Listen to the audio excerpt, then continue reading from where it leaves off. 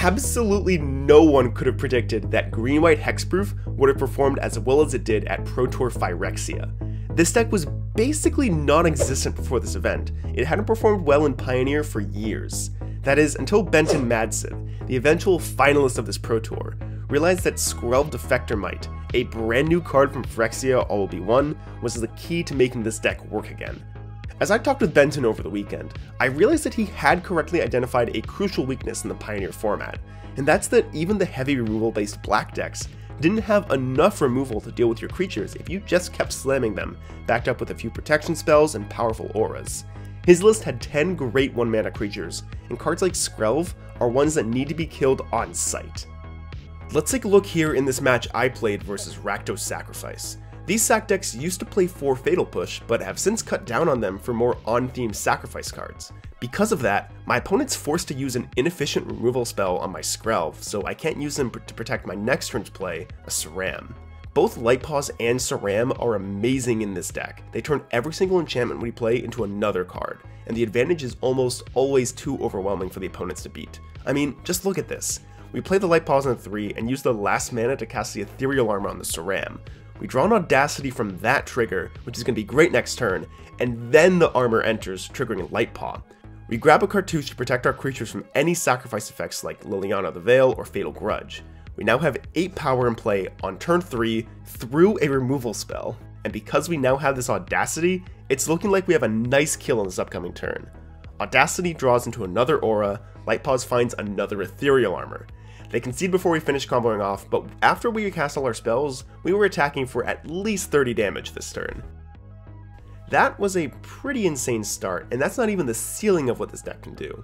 This next hand we have here is also superb. Gladecover Scout is the card that punishes players in the post-board games when they bring in all their extra removal spells, and having effects like Kaya's Ghost Form and Audacity make this hand very strong.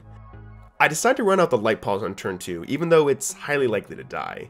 As we saw in the last game, the upside of this card sticking around is super high, so when it does, like right now, we usually get to win the game on the spot. 4 auras later, and a portable hole on the Unlucky Witness, we are now attacking in with a 9/7, first striking, trampling, ghost formed up cat. I honestly thought that this game was over, until our opponent cast a Bloody Betrayal on the Lightpaws. This effect allows them to steal the creature for a turn, and usually they have an effect which allows them to sacrifice it after. Even though they don't have a Deadly Dispute or wishes of them to sack it, both the Ghost Form and the cartouche fall off the creature. I was confused at first why this happened, until I actually, read my cards. And both the enchantments specify enchant creature you control. So after all this, I guess I'm just left with a 6/4 Lightpaws. All we can really do here is attack, and after they use a blood token to kill the warrior, they chump with a Mayhem Devil, going down to 6. It seems like we have successfully run our opponent out of resources, so they end up conceding here. That was a great match to showcase the raw power that this deck holds, but what can this deck do versus one of the best decks in the format? Is it creativity? This is the same matchup that we saw live in the finals of this Pro Tour, Reed Duke versus Benton Madsen. Even though Auras did lose this matchup in the finals, Benton did beat it in the quarterfinals, so let's hope I can avenge my boy Benton in this match. The start of this game goes pretty well. We have a large hexproof creature already, and on our 3rd turn, we top deck a Lightpaws.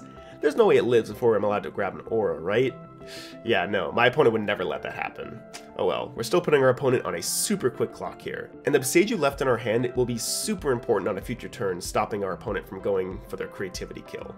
They set up with a Fable here, and we just draw another land, so we attack in for 4. Our opponent has 2 turns left to kill us, as there are not a lot of cards in their deck that can actually interact with a flying, hexproof creature.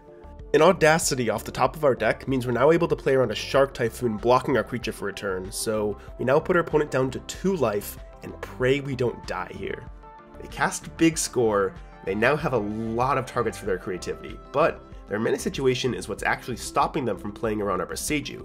In order to generate triple red mana without using a treasure token, they have to tap both the Chivalries for red mana, but they're at 2 life, so they have to just go for it on their 2 creatures instead.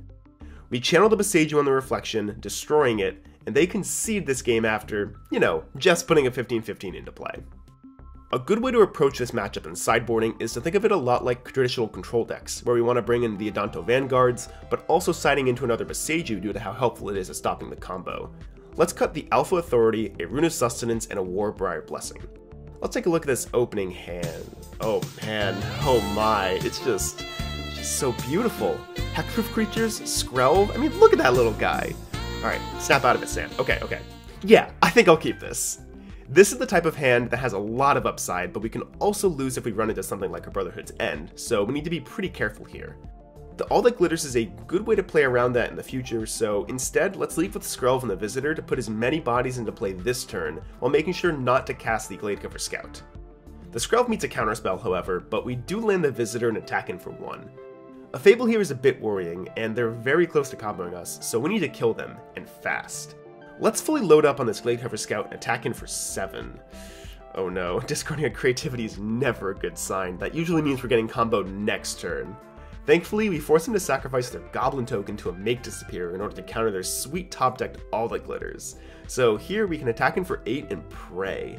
Their land for this turn is a tap land, so they can only cast Creativity where X equals 1. They now have a 50-50 shot at putting a Worldspine Worm into play here. That's their only way to beat this 8/6 trampling beast. Come on, opponent, what do you got?